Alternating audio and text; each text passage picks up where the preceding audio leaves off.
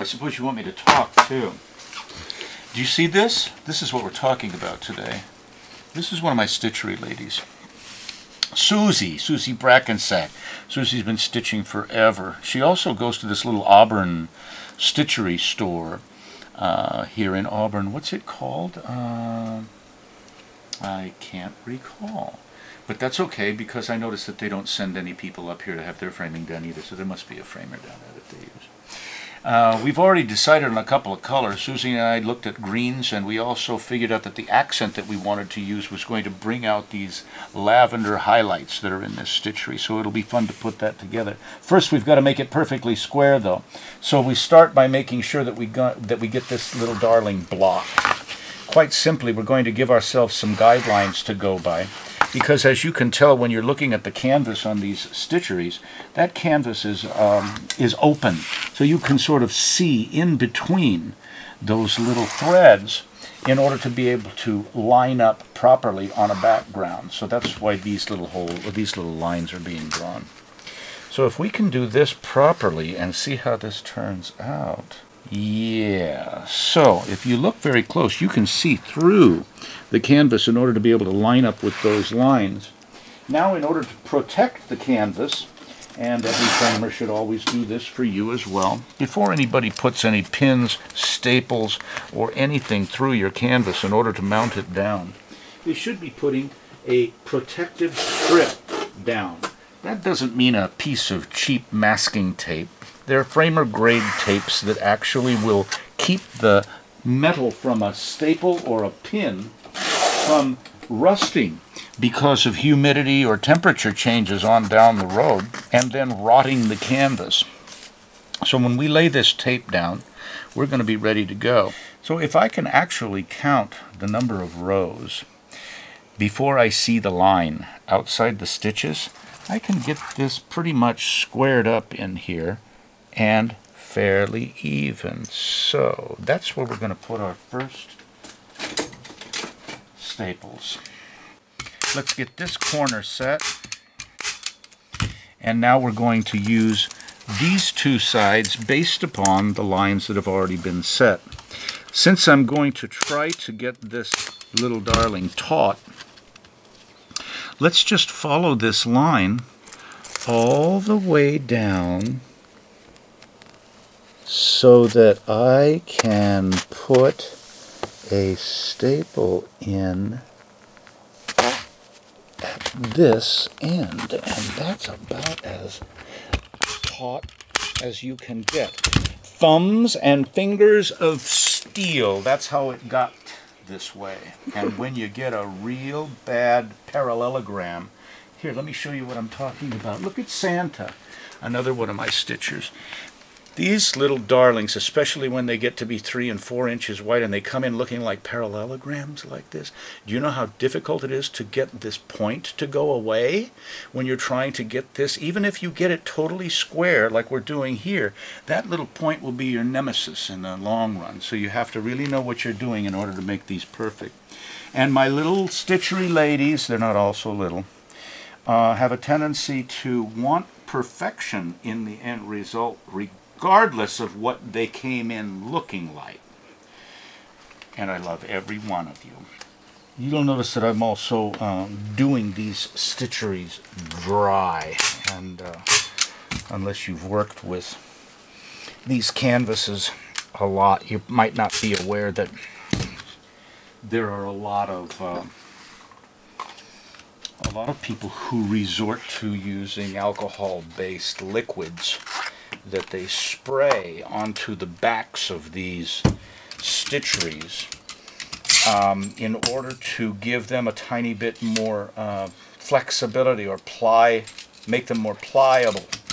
And there are two sides to that.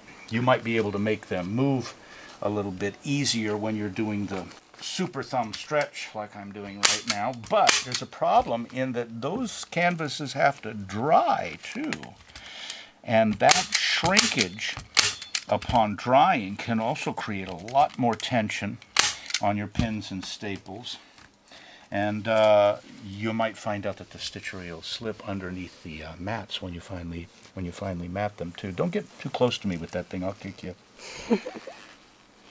We're coming back into the home stretch. This is the final side. If we can get this to go, then it means that I've done a couple of things right. I've managed to get the other sides totally square, and it also means that I didn't put so much pressure on them that it did not allow this final side to line up fairly easy. As a matter of fact, that will be the last stretch I even need to do on this side because it's already lined up the rest of the way. So we did something right. So let's find out where we are. That should be fairly square. You should be able to see the lines through the canvas all the way around. And I think it's time for us to take a final measurement. You notice I didn't cut the mats for this until after I stretched it because sometimes that slight bit of stretching can make a big difference in the size of the opening. So let's double check. The anti-reflective glass for the outside of this, and we're going to jump straight to the 18 1/4, 14 1/8 outer dimension. 18 1/4, 14 1/8 outer dimension. We're going to use 3 mats on this. We'll use a dark green on the inside, which should be exaggerated. So let's go ahead and do 3/8 of an inch on the inside to expose some dark green contrast against that. And then let's leave that 1/4 inch of the lavender accent for the middle, and the remainder will be a sage color that's going to be very comparable to what you see in the foreground coming out of that stitchery. And in the meantime,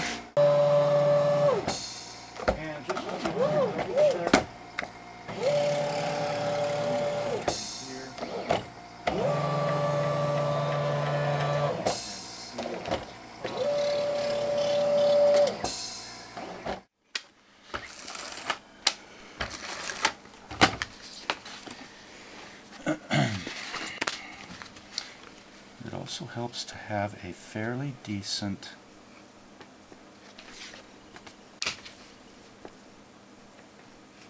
Mach 3 eye.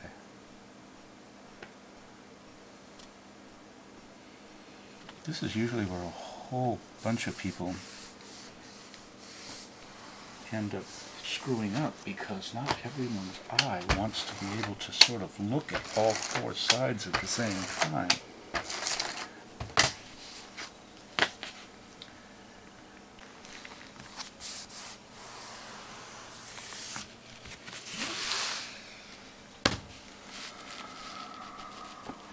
Hey, what do you say? Let's get that ball and fight. So, we want to make sure that, you see the little window in the villa down there? Let's make sure we don't cut that little darling off.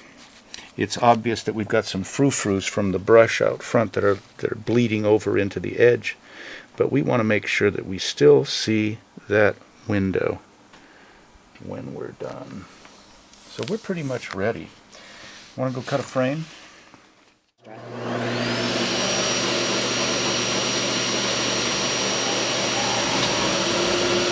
This is good because you can't hear anything I say. I was going to tell you, remember to talk loud. Yeah. It's always been a problem with me, not talking loud enough. 18 1/4. So let's go ahead and get a frame cut for Susie's piece. I love my saw. A lot of people think that it's a bit of an antique, but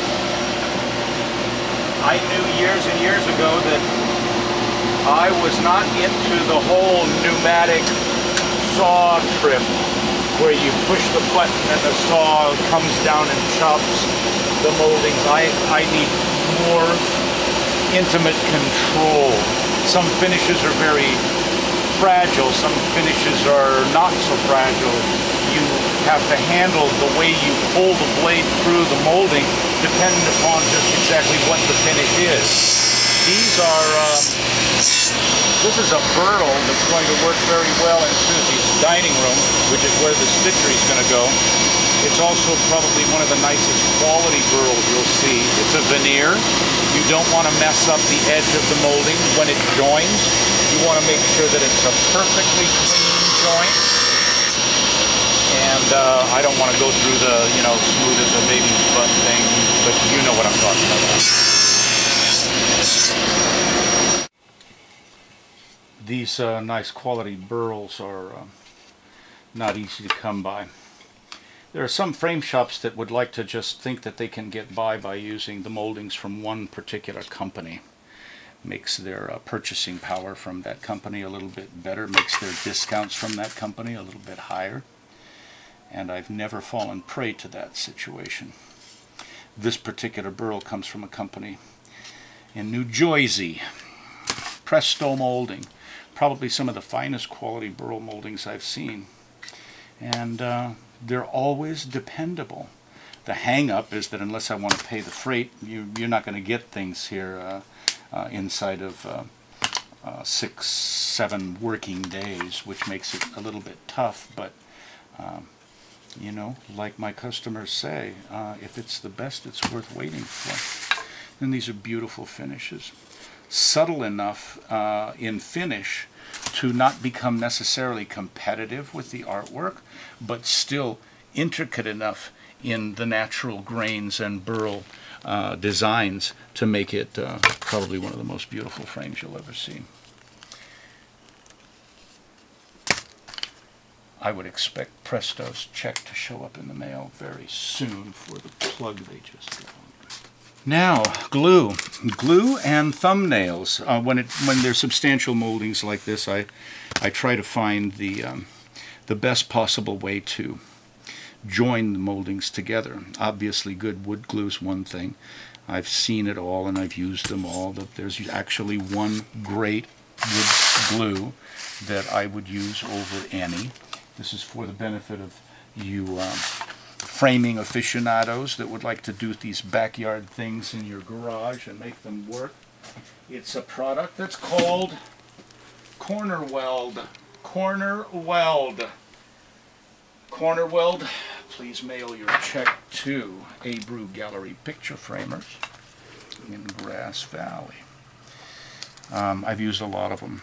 They have these formula glues that are supposedly so great that actually end up taking a whole lot more curing time, and that makes for a problem with somebody who's trying to put out a few jobs a day. In Sacramento, we were doing as many as 200 frames a week. That's when we had 6 or 7 people helping out around there. And now being a one-man band again, it's sort of fun to have complete control, know that every facet of the job is up to snuff and not taking any risks based upon somebody who might not be getting inspected right away, like I have the ability to inspect my own stuff on the spot. And there's that smooth as a baby's butt thing again too. Once your joint gets to the point where you can't feel the differential between the two levels of wood, you know you're there.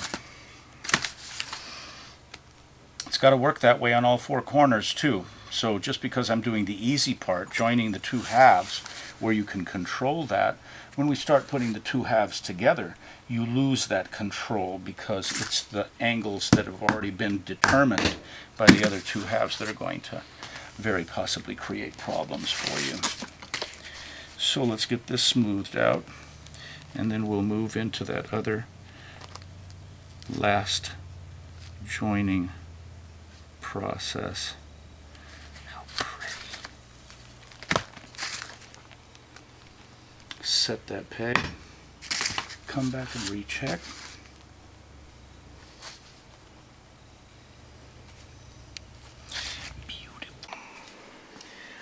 Just so that you can find out what we designed for this piece of stitchery. You want to take a look at that? And then get off my lawn.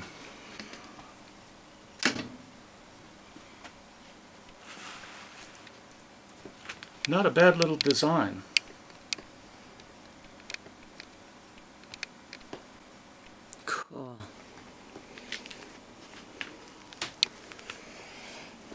Don't get too close to those joints. What are you, crazy?